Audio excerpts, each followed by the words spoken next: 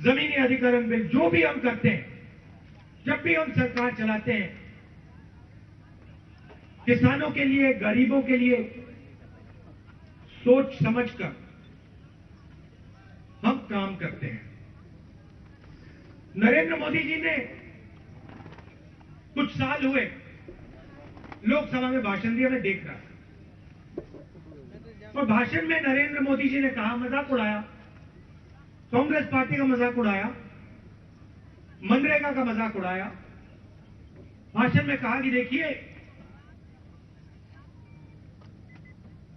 मनरेगा शर्म की बात है, मनरेगा सबसे बेकार योजना है, मनरेगा से किसी को फायदा नहीं हुआ। कांग्रेस पार्टी ने लोगों से गड्ढे खुदवाए। हमारे प्रधानमंत्री को मनरेगा ही नहीं समझ आई। मनरेगा क्या थी, मनरेगा का क्या लक्ष्य था, आम नागरिक को, स्कूल जाते हुए बच्चे को समझ आ गया, मगर हिंदुस्तान के प्रधानमंत्री को मनरेगा नहीं समझ आई। मैं आपको बताता हूं क्यों। क्योंकि मनरेगा के पीछे बहुत गहरी सोच थी।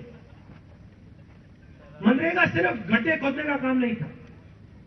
सबसे पहले मनरेगा ने हिंदुस्तान में करोड़ों लोगों को रोजगार दिया, करोड़ों लोगों को रोजगार दिया। गांव में इन लोगों ने अलग अलग चीजें बनाई, खड़ांजे बनाए, सड़कें बनाई, तालाब बनाए, और जब इन सब ने, करोड़ों लोगों ने यह काम किया, तो इनके जेब में पैसा आया। जब इनके जेब में पैसा आया, तो फैक्ट्रियां जो खरीदना चाहते थे, फैक्ट्रियां उन्होंने वो बनाना शुरू किया। जो मनरेगा का काम करते थे, जब उनके जेब में पैसा आया, उन्होंने चीजें खरीदनी शुरू की। जब उन्होंने चीजें खरीदनी शुरू की, फैक्ट्रियों ने उन चीजों को बनाना शुरू किया। जब फैक्ट्रियों ने उन चीजों को बनाना शुरू किया, रोजगार पैदा हुआ। जब रोजगार पैदा हुआ, जो मनरेगा कर रहे थे वो फैक्ट्री में जाके काम किया, तो हिंदुस्तान की पूरी अर्थव्यवस्था चालू हो गई, इंजन स्टार्ट हो गया। अब ये बात प्रधानमंत्री को नहीं समझ आई। अब ये बात प्रधानमंत्री को नहीं समझ आई कि जब तक आप गांव में पैसा नहीं डालोगे, जब तक आप गरीब जनता के जेब में, इन माताओं बहनों के जेब में पैसा नहीं डालोगे, तब तक हिंदुस्तान की फैक्ट्रियां चालू नहीं होंगी। क्योंकि अंत में यही लोग खरीदते हैं, माल यही लोग खरीदते हैं, साबुन ये खरीदते हैं, टूथपेस्ट ये खरीदते हैं, कपड़े ये खरीदते हैं।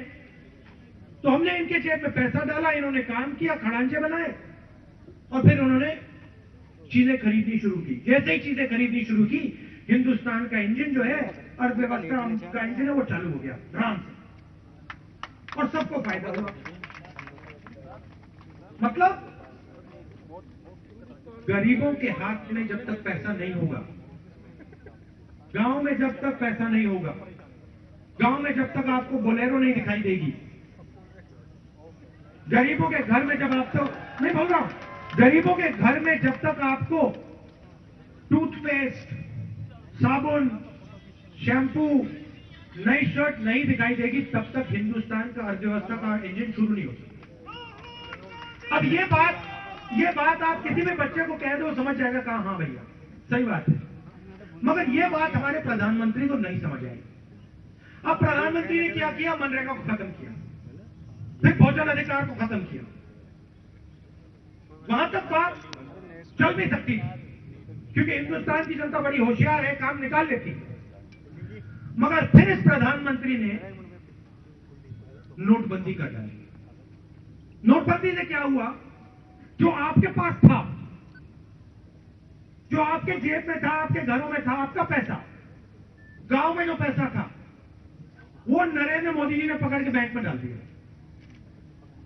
तो आपके पास कोई पैसा नहीं बचा।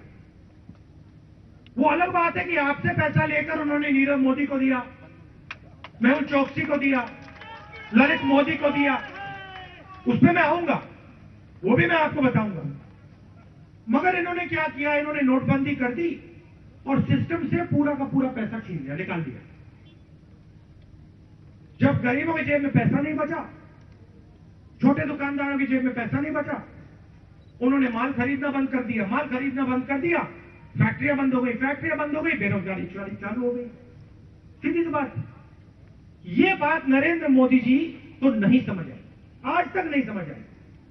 उसके बाद उन्होंने क्या किया, नोटबंदी का झटका मारने के बाद कहते हैं भैया अब मैं गब्बर सिंह को बुलाऊंगा।